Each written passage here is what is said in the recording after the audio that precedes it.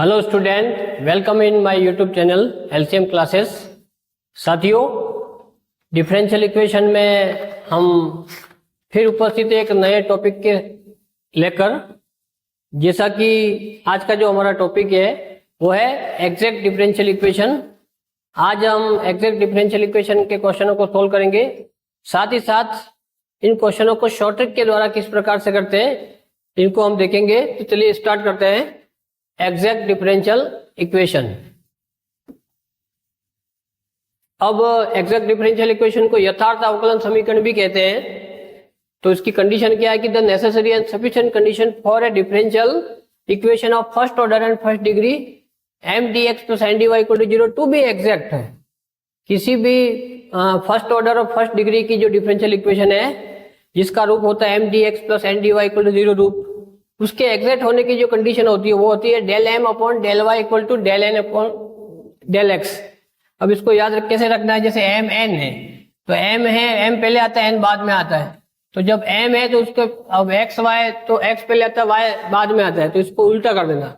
M पहले आता है तो यहाँ बाद वाला लेना है, एन बाद में आता है तो एक्स जो पहले वाला वो लेना है। ठीक है, इस प्रकार से यदि del M upon del Y equal to del N upon del X ये कंडीशन अगर प्रूव हो रही है तो अपन डिफरेंशियल इक्वेशन को कहेंगे कि एग्जैक्ट है, एग्जैक्ट डिफरेंशियल इक्वेशन है। अब इसके बाद बात करते हैं कि उसका सॉल्यूशन किस प्रकार से निकाले। तो उसका जो सॉल्यूशन है, इसका जो मेथड है, मेथड सबसे पहले अपन को M integration of M D X निकालना पड़ता है। जहां जब अपन एम डी एक्स निकालेंगे integration of M D X, उस समय वाई को अपन को कांस्टेंट मानना है और एक्स के सापेक्ष उसका इंटीग्रेशन करना है एम का। ठीक है, तो एम डी एक्स ज्ञात करेंगे जहां एम डी एक्स में वाई को कांस्टेंट मानकर समाकलन करना है एम का। उसके पश्चात इसका जो कंप्लीट सॉल्यूशन होता है वो होता है integration of M D X plus integration उसके अंदर जो कोष्टक के अंदर आता है N minus del upon del Y integration of M D x, और इस पूरे का जो है वो डी वाई उसका वाई के सापेक्ष समाकलन करना, और इस पूरे का जो टोटल है integration of M D X plus ये वाला, और इसको इक्वल टू सी के बराबर करना है, किसी कॉन्स्टेंट के बराबर करना है। अब यदि सपोज करोगे इसको इस प्रकार से भी लिख सकते हैं, एम डी एक्स की जगह यदि एन डी वाई। अब इसको कैसे याद रखे, देखो ध्यान से, ये याद रख लेना, इससे अपने आप ये तो बन जाएगा। तो अब जहां पे भी एम है वहां पे एन कर दो, डी एक्स है वहां पे डी वाई कर दो, तो अपना आप नया जो फॉर्मूला बन गया कि इसको इस प्रकार से भी लिख सकते हैं कि integration of N D Y, M की जगह एन कर दिया, डी एक्स की जगह डी वाई कर दिया, प्लस एन की जगह एम कर दिया, डी वाई की जगह डी एक्स कर दिया, एम की जगह एन कर दिया, डी एक्स की जगह डी वाई कर दिया, डी वाई की जगह डी एक्स इक्वल टू सी, इस प्रकार से भी लिखा जा सकता है। इससे काम हो जाएगा, ये याद रख लेना। अब ये तो हो गया मेथड इसका कंप्लीट सॉल्यूशन का, लेकिन अपन इन मेथड से करोगे तो थोड़ा सा क्वेश्चन लंबा हो जाएगा। अपन इसमें शॉर्ट ट्रिक का यूज करेंगे, शॉर्ट ट्रिक से किस प्रकार से क्वेश्चन को सोल्व करेंगे वो आगे देखेंगे। तो ये जो है आज का जो हमारा टॉपिक है एग्जैक्ट डिफरेंशियल इक्वेशन। एक बार वापस बता दो कि किसी भी डिफरेंशियल इक्वेशन के एग्जैक्ट होने के लिए उसमें सबसे पहले अपने को condition del M upon del Y equal to del N upon del X निकालना पड़ेगा। ये जो आंशिक अवकलन y के सापेक्ष, ये आंशिक अवकलन x के सापेक्ष। ठीक है, यदि दोनों इक्वल है तो अपन कहते हैं कि जो डिफरेंशियल इक्वेशन है वो एग्जैक्ट है, और यदि वो एग्जैक्ट है तो इसका जो कंप्लीट सॉल्यूशन है इसका फार्मूला ये होता है जहां एम डी एक्स इंटीग्रेशन निकालते उसमें y को कांस्टेंट मानना है। ठीक है, अब अपन इसको क्वेश्चन के द्वारा सोल्व करते हैं। पहले मैं मेथड से बताता हूँ, उसके पश्चात इसको शॉर्ट ट्रिक से कैसे करेंगे, बहुत जल्दी हो जाएगा क्वेश्चन शॉर्ट ट्रिक से। पहले अपन मेथड का यूज करते हैं। सबसे पहले तो ये जो है वो M D X plus N D Y इस रूप में देगा ध्यान से। ठीक है, इक्वल टू 0 रूप है ये। जब इस रूप में है इसका मतलब यहां से m की वैल्यू होगी वो क्या हो गया, y into 1 plus 1 upon x हो गया। ठीक है, प्लस कॉस y, ये m की वैल्यू होगी, और n की जो वैल्यू होती है ये पूरा m है, m डी एक्स, और n की value x plus log x minus x sine y, ये हो गया n। अब अपना जो कंडीशन क्या कहती है, डेल एम अपॉन, अभी बताया आपको यदि एम है तो उल्टा कर दो वाई, क्योंकि एम पहले आता है एन बाद में आता है, तो यहाँ पे जो अपॉन में आएगा वो बाद वाला आएगा क्योंकि ये पहले वाला, इसलिए। उसी प्रकार del N upon del X, ये दोनों इक्वल होने चाहिए। तो अपन सबसे पहले del M upon del Y निकालते हैं। Del M upon del Y, इसका मतलब जो एम है, ये एम है, इसका वाई के सापेक्ष अपनों को डिफरेंशियल करना है। अब वाई के सापेक्ष करोगे डिफरेंशियल, इसका मतलब जो एक्स है वो कॉन्स्टेंट रहेगा। जब y के सापेक्ष डिफरेंशियल करें इसका मतलब y का तो 1 हो गया, और ये x वाला पूरा एज इट इज कांस्टेंट रहेगा 1 प्लस 1 अपॉन x। क्यों? क्योंकि ये मल्टीपल में था, अंदर मल्टीप्लाई करने के बाद भी करोगे तो यही आएगा। प्लस cos y है उसका हो गया माइनस का sin y। ठीक है, ये हो गया। उसी प्रकार del N upon del X करते हैं। अब इसका मतलब क्या हुआ कि जो एन है, ये जो एन है, इसका एक्स के सापेक्ष पार्शियल डिफरेंशियल करना है। जब एक्स के सापेक्ष पार्शियल डिफरेंशियल करोगे तो उस समय जो है एक्स के सापेक्ष करोगे तो वाई को कांस्टेंट मानना है। ठीक है, तो एक्स का तो हो गया 1 प्लस लॉग एक्स का 1 अपॉन एक्स हो गया, और यहाँ पे एक्स के सापेक्ष कर रहा है, इसका मतलब ये पूरा कांस्टेंट होगा वाई वाला। तो इसका मतलब ये हो गया माइनस एक्स के सापेक्ष कर रहा तो एक्स का तो 1 हो गया, और साइन वाई जो है वो कांस्टेंट एज इट इज रहेगा। इसका मतलब ध्यान से देखिए ये भी वही है, देखो ये दोनों इक्वल है। इसका मतलब ये क्या है, del M upon del Y equal to del N upon del X, ये है, ये कंडीशन प्रूव हो रही है। इसका मतलब इक्वेशन, ये इक्वेशन जो डिफरेंशियल इक्वेशन क्या है, डिफरेंशियल इक्वेशन इज एग्जैक्ट, ये एग्जैक्ट होगी। ठीक है, अब जब एग्जैक्ट होगी तो इसका सॉल्यूशन किस प्रकार से ज्ञात करेंगे, उसका जो फॉर्मूला सबसे पहले एम डी एक्स निकालेंगे। ठीक है, अब एम डी एक्स में मैंने कहा था जब एम डी एक्स ज्ञात करेंगे उस समय वाई को क्या मानना है, कांस्टेंट मान के करना है। अब यहाँ पे एम डी एक्स है तो इसका जो एम है इसको अंदर मल्टीप्लाई कर लो वाई को, Y plus Y upon X, ठीक है, और प्लस कॉस वाई, और इंटू में क्या है डी एक्स। अब जब एम डी एक्स ज्ञात करोगे, ये एम है, इसका एक्स के सापेक्ष इंटीग्रेशन करेंगे उस समय अपनों को वाई को कांस्टेंट मानना है। ठीक है, अब जब y कांस्टेंट मानेंगे तो अलग अलग कर ले, इसको y को बाहर निकाल लिया, इस dx का मल्टीप्लाई यहाँ से किया, प्लस इसे में भी y को बाहर निकाल लिया, यहाँ से dx का मल्टीप्लाई किया तो dx अपॉन x हो गया। ठीक है, और प्लस का तीसरे में हो जाएगा cos y। अब y तो जो कांस्टेंट है इसका मतलब cos y पूरा बाहर ले लिया और अंदर आ गया dx। तो एक बार वापस बता दूं कि जब m dx का इंटीग्रेशन करेंगे, m का x के सापेक्ष इंटीग्रेशन करेंगे उस समय y वाली टर्म पूरी कांस्टेंट मानी जाएगी, ये रूल्स है। इसका मतलब ये dx का हो गया x plus y, dx upon x क्या हो गया log x plus cos y, और इंटू में dx का इंटीग्रेशन क्या हो गया x। ठीक है, इस प्रकार से ये हो गया m dx। अब अपना आगे जो है वो मेथड के हिसाब से यदि करें अपन तो इसमें दूसरा जो है वो है n minus del upon del y integration m dx। ठीक है, और इस पूरे का जो इंटीग्रेशन है वो dy y के सापेक्ष इंटीग्रेशन होगा। अब आप लोग को n दे रखा है, यहाँ से ये n दे रखा है, उसके बाद m dx, ये m dx आ गया अपने पास, उसका y के सापेक्ष पहले डिफरेंशियल करो। ठीक है, इसका y के सापेक्ष डिफरेंशियल किया, उसको n में से घटाने के पश्चात फिर ये जो टर्म है ये और ये m dx, इन दोनों को जोड़ के इसको c के बराबर करेंगे अगली स्टेप में। पहले एक बार मेथड देख लीजिए फिर शॉर्टिंग से कर लेंगे। अब यहां से जैसे सबसे पहले जो n की वैल्यू है वो देख लो, n minus del upon del Y. चलो m dx आप लोग को ज्ञात कर लिया तो पहले उसका y के सापेक्ष पार्शियल कर लेते differential, y x plus y log x plus x cos y, y x plus y log x, y x plus y log x, y x plus y log x plus x cos y plus x cos y। ये किसकी value थी, M D x की value थी। ठीक है, अब आप लोग को डेल अपॉन डेल वाई, इसका एम डी एक्स मतलब इसका जो है y के सापेक्ष इसका पार्शियल डिफरेंशियल कर लेते हैं।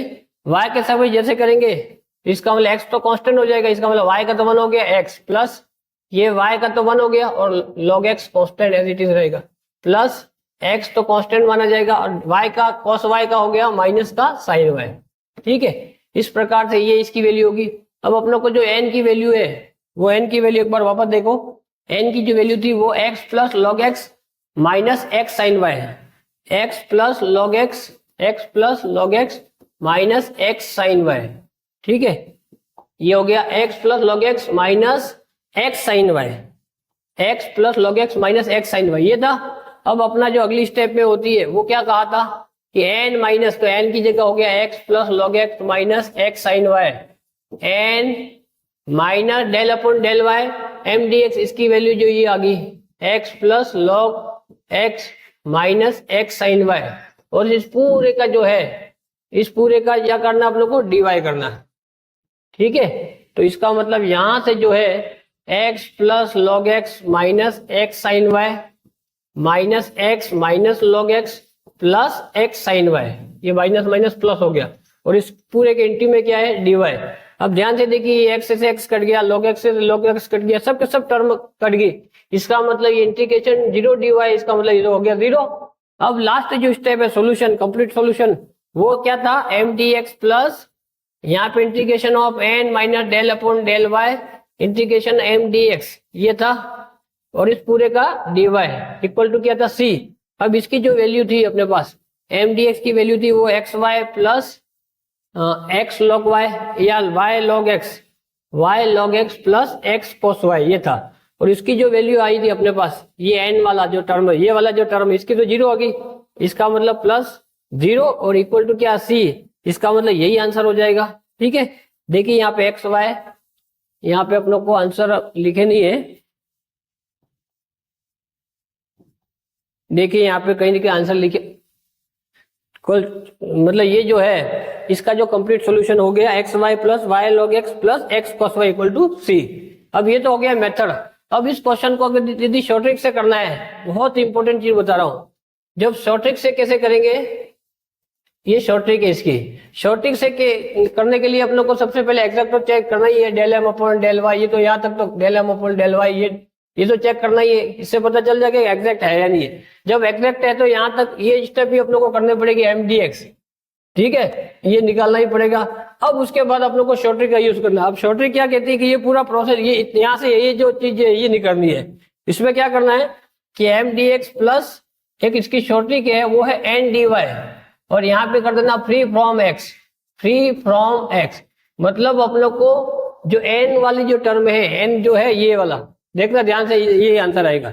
अब जब एन है तो इसमें एक्स से फ्री वाली जो टर्म है उसका आप लोग को वाई के सापेक्ष इंटीग्रेशन करना है, उसको एक्स वाली जो टर्म है जहां पे भी एक्स उस टर्म को नहीं लेना है। अब अपने पास एम डी एक्स की वैल्यू तो थी ये X Y plus Y log x plus x cos Y, ये तो था ही, ये तो यहाँ इसकी वैल्यू होगी एक्स कॉस, यहाँ तक ही। अब ध्यान से देखना यहाँ पे इंटीग्रेशन ऑफ ये एन की वैल्यू ये है, ये एन की वैल्यू है। अब इसमें फ्री फ्रॉम एक्स का मतलब एक्स वाली टर्म को नहीं लेना है, अब इसमें एक्स नहीं लेना है, इसमें एक्स नहीं लेना है, इसमें भी पूरा एक्स में ये एक्स है, भले वो मल्टीपल में, इसका मतलब इसमें कुछ भी नहीं आएगा, इसका मतलब ये जीरो डी वाई, और जब जीरो डी वाई आया तो अगली स्टेप में यहाँ पे जीरो का मतलब ये तो हो गया जीरो, और यहाँ पे ये एज इट इज रहेगा इक्वल टू सी, ये आंसर हो गया। इतना इससे काम हो जाएगा, ये पूरा करने की जरूरत नहीं है। ये है इसकी short trick exact differential equation की, ये शॉर्ट ट्रिक है, बहुत ही इंपॉर्टेंट चीज बताई मैंने, मोस्ट इंपॉर्टेंट। अब मैं अगला क्वेश्चन इस शॉर्ट ट्रिक से ही करूंगा, ध्यान से देखना। इस प्रकार से अपन एग्जैक्ट डिफरेंशियल इक्वेशन जो है इसके क्वेश्चनों को इस प्रकार से सॉल्व करेंगे, ठीक है। अब देखना यहाँ पे अगला जो क्वेश्चन ये है, इसमें भी वापस वही ये है M D X plus N D Y equal to 0 रूप है। ये इस प्रकार से, इसका मतलब यहाँ से m की जो वैल्यू है वो होगी 1 प्लस e की पावर x अपॉन वाई, और जो n की वैल्यू है वो है e की पावर x अपॉन वाई, यहाँ पे 1 माइनस एक्स अपॉन वाई, ये n की वैल्यू, ठीक है। अब अपने प्रोसेस से चलो, अपना जो प्रोसेस क्या कहता है, सबसे पहले del M upon del Y ज्ञात करो, मतलब ये जो m है इसका y के सापेक्ष पार्शियल डिफरेंशियल करेंगे, y के सापेक्ष करेंगे, इसका मतलब x वाली टर्म कांस्टेंट रहेगी, ध्यान रखना। अब यहाँ पे 1 का तो हो गया 0 प्लस सबसे पहले e की पावर x का e की पावर x ही होता है, या e की पावर थीटा का e की पावर थीटा ही होता है, e की power x upon Y as it is रहेगा। अब उसके बाद y के सापेक्ष कर रहे हैं, जब y के सापेक्ष कर रहे हैं इसका मतलब x तो कांस्टेंट आ जाएगा, तो इसका मतलब इंटू में x इंटू 1 अपॉन वाई, ये x इंटू 1 अपॉन वाई है, ठीक है। तो x इंटू 1 अपॉन वाई है, तो 1 अपॉन वाई का जब अपन करेंगे तो ये हो जाएगा minus 1 upon Y square, clear. जैसा कि del M upon del Y में ये हो गया, y के सापेक्ष करेंगे, एक बार वापस देख लेना, डेल एम अपॉन ये m दे रखा है, इसमें y के सापेक्ष करेंगे तो 0 हो गया। पहले e की पावर x अपॉन वाई, इसका e की power x upon Y as it is रहेगा। फिर जब अपन y का सापेक्ष करेंगे तो ये x तो कांस्टेंट रहेगा, जैसे u है ना x इंटू 1 अपॉन वाई है, तो ये तो कांस्टेंट एज इट इज रहेगा, एज इट इज। फिर 1 अपॉन वाई का जब अपन करेंगे तो वो माइनस 1 अपॉन वाई स्क्वायर हो जाएगा, क्यों हो जाएगा, क्योंकि 1 अपॉन वाई को 1 माइनस ये होता एन एक्स एन माइनस 1, तो ये माइनस 1 तो माइनस 2 अपॉन में आ जाएगा। इस प्रकार से ये हो गया del M upon del Y. इसको और थोड़ा सोल्व करके लिखना चाहो तो इस प्रकार से हो जाएगा e की पावर x अपॉन वाई, और ये हो जाएगा माइनस को आगे ले लो, ये हो गया x upon Y square into में, ठीक है। उसी प्रकार del N upon del X, ये जो n है उसका x के सापेक्ष पार्शियल करो। अब x के सापेक्ष करने के लिए ये देखो u मान लो, ये पूरा v मान लो, ठीक है।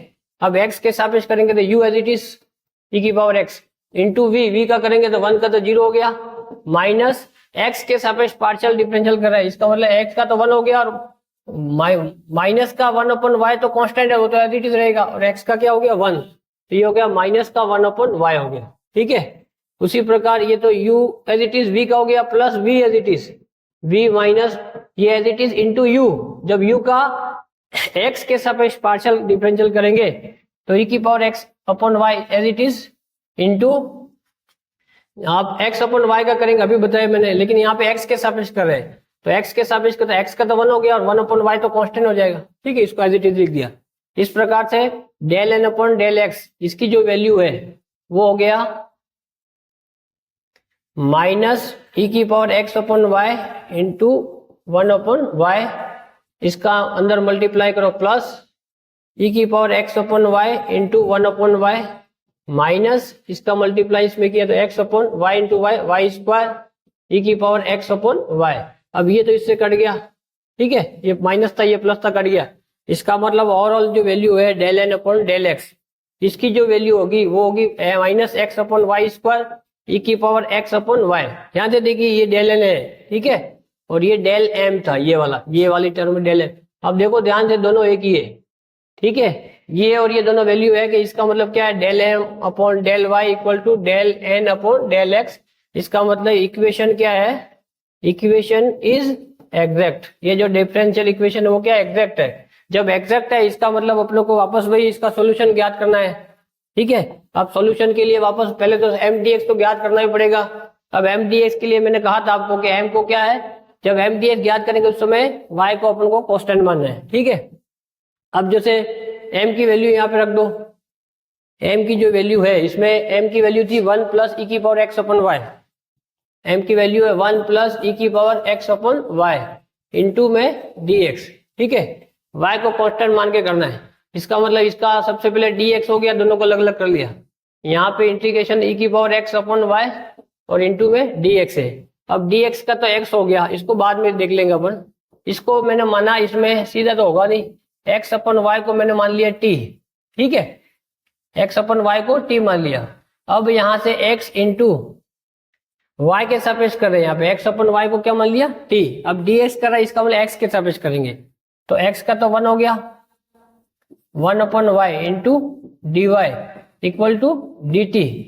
ठीक है, इसका मतलब डी वाई इक्वल टू हो गया Y D T, D Y equal to Y D T. अब ये सब वैल्यू यहाँ रख देंगे, इसके बाद अगली स्टेप में हो जाएगा डी एक्स प्लस ई की पावर एक्स अपन वाई का मतलब ई की power T into D x.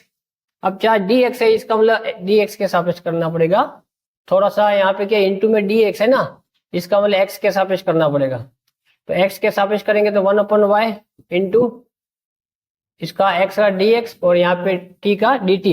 कहने का तात्पर्य है कि एक्स के सापेक्ष करेंगे तो 1 upon Y equal to d t upon d x, और डी एक्स अपॉन में वो क्रॉस मल्टीप्लाई ऐसे जाएगा तो मैंने सीधा लिख दिया। अब अपन इसकी वैल्यू रख सकते हैं, ई की power T into D x की जो वैल्यू है, डी एक्स की वैल्यू होगी वो वाई डी टी होगी। अब यहाँ पे इंटू में डी एक्स की वैल्यू क्या होगी वाई डी टी। अब यहाँ से डी एक्स की वैल्यू इसको एज इट इज रखो अभी, फिर वाई को बाहर ले लो, इसका ई की पावर टी का ई की पावर टी ही होता है, वाई बाहर आ जाएगा ई की पावर, क्योंकि डी टी है ना तो ई की पावर टी, ई की पावर टी का ई की पावर टी। ठीक है, और यहाँ पे भी कर लीजिए, ये डी एक्स का इंटीग्रेशन हो गया एक्स। इस प्रकार से एम डी एक्स की जो वैल्यू है वो यहाँ पे आ गई अपने पास एक्स प्लस वाई ई की पावर टी था। अब टी किसको माना था, ई की पावर एक्स अपन वाई को माना था, ई की पावर एक्स अपन वाई। ठीक है, ये किसकी वैल्यू होगी एम डी एक्स की वैल्यू। अब इसके बाद अपन शॉर्ट ट्रिक का यूज कर लेते हैं। अब शॉर्ट ट्रिक क्या कहती है कि M D X, short trick कर लगा रहा हूं मैं, पूरा लंबा सा जो मेथड आप लोग को नहीं करना है, प्लस यहाँ पे आप लोग को करना है एन डी वाई, लेकिन कौन सी कंडीशन है, फ्री फ्रॉम एक्स, जो भी एक्स से फ्री वाली टर्म है उसका वाई के सापेक्ष इंटीग्रेशन करना है। अब यहाँ पे एम डी एक्स की वैल्यू तो आ गई एक्स प्लस वाई ई की पावर एक्स अपॉन वाई हो गया, प्लस अब इंटीग्रेशन एन डी वाई है, तो एन में जो एक्स से फ्री वाली टर्म है उसको लिखना है। देखो ध्यान से, अब एन यहाँ था ये था, अब इसको मैं थोड़ा सा और डिटेल कर लो तो ई की पावर एक्स अपॉन वाई अंदर मल्टीप्लाई कर लो, माइनस एक्स अपॉन वाई ई की पावर एक्स अपॉन वाई, ये हो गया। अब यहाँ पे जो भी एक्स से फ्री वाली टर्म उसको लिखना है। अब यहाँ पे भी एक्स है, इसका मतलब इस टर्म को नहीं ले सकते, यहाँ पे भी एक्स है, इसका मतलब इस टर्म को भी नहीं ले सकते। इसका मतलब ये जो है फ्री फ्रॉम एक्स वाली जो टर्म है वो क्या होगी, 0 इंटू dy हो गया। इसका मतलब ये हो गया एक्स प्लस वाई ई की पावर एक्स अपन वाई और प्लस 0 का कोई मतलब नहीं है और इक्वल टू क्या हो गया सी, ये इसका आंसर हो गया। तो आंसर आ जाएगा एक्स प्लस वाई ई की power x upon Y equal to c, ये इसका कंप्लीट सॉल्यूशन हो गया। देख लो कौन सा ऑप्शन सही है, एक्स प्लस वाई ई की power x upon Y equal to C, third option correct हो जाएगा। ठीक है, उसी प्रकार ये जो है, इसी प्रकार जैसे ये जो क्वेश्चन था, इस क्वेश्चन में भी अपनों को शॉर्ट ट्रिक यहाँ पे लगा सकते हैं। यहाँ आके मैंने कहा था ये वाला, ये शॉर्ट ट्रिक से कर लेना, ये पूरा प्रोसेस यहाँ से लगा के यहाँ तक करने की जरूरत नहीं है। एम डी एक्स तो निकलना ही है, फिर एन वाली जो टर्म है उसमें एक्स से फ्री वाली जो टर्म है वो देख लो, उसका वाई के सापेक्ष समाकलन कर लो। अब जैसे यहाँ पे एक्स से फ्री वाली टर्म एक भी नहीं थी, इसका मतलब 0 इंटू डी वाई, तो 0 हो गया, तो ये प्लस 0 इक्वल टू सी, तो यही आंसर हो जाएगा, यही आ रहा। देखो ये इस प्रकार से हम एग्जैक्ट डिफरेंशियल इक्वेशन को, क्वेश्चनों को आसानी से सोल्व कर सकते हैं विथ शॉर्ट ट्रिक, मतलब जो शॉर्ट ट्रिक का यूज करते हुए अपन इसको आसानी से सोल्व कर सकते हैं। इस प्रकार आज की जो हमारी क्लास थी उसमें हमने एग्जैक्ट डिफरेंशियल इक्वेशन के बारे में इन क्वेश्चनों को डिस्कस किया था। साथियों, डिफरेंशियल इक्वेशन में लगभग 4 से degree differential equation of first degree and first order, उसमें हमने कम से कम 5 टॉपिक अभी तक कंप्लीट कर लिए हैं। ठीक है, अब अगला जो है वो हमारा इस टॉपिक से का जो को टॉपिक है, जो उसका जो सहायक, उसमें लास्ट एक ही टॉपिक बचा है जिसमें इंटीग्रेटिंग फैक्टर IF किस प्रकार से ज्ञात करता है अलग अलग कंडीशन के द्वारा, इसको हम डिस्कस करेंगे। इस पर जैसे ये हो गया तो पहला जो टॉपिक था हमारा differential equation of first order और फर्स्ट डिग्री, वो कंप्लीट हो जाएगा। उसके बाद हम आगे बढ़ते रहेंगे। साथ ही साथ जो स्पेशल फंक्शन की जो पीजी पोर्शन फर्स्ट ग्रेड के लिए जो क्लासेस चल रही है वो भी चलती रहेगी। आप इन क्लासों को ज्यादा से ज्यादा प्रसारित करें ताकि अधिकतम लोगों तक जानकारी पहुंचे, और ये हमारे जो यूट्यूब चैनल है उसको आप क्लासों को शेयर करें, लाइक करें, साथ ही साथ सब्सक्राइब करें ताकि आगे की अपकमिंग क्लासेस के बारे में आपको समय समय पर सूचना प्राप्त होती रहे। एक बार पुनः आप सभी का धन्यवाद। जय हिंद, जय भारत।